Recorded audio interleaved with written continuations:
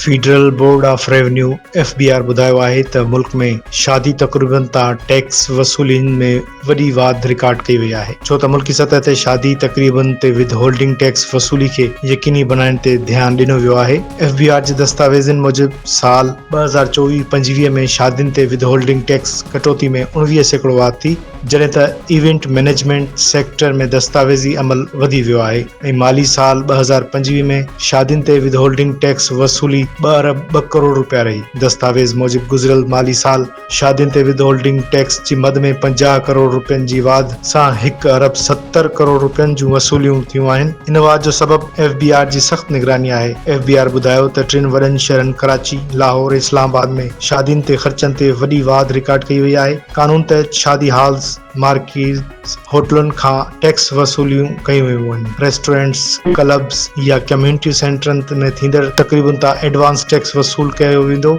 आहे। दस्तावेज़नि मूजिब तक़रीबन में खाधे पीते, सजावट ऐं ॿियनि लाॻापियल ख़िदमतुनि ते बि टैक्स वसूलियूं शामिल आहिनि। वधीक ॿुधायो वियो त फ़ाल टैक्स लिस्ट में शामिल माण्हुनि ते 10% टैक्स लागू आहे, जॾहिं त नॉन फाइलर्स जी शादी तक़रीबन ते 20% विद होल्डिंग टैक्स लागू आहे।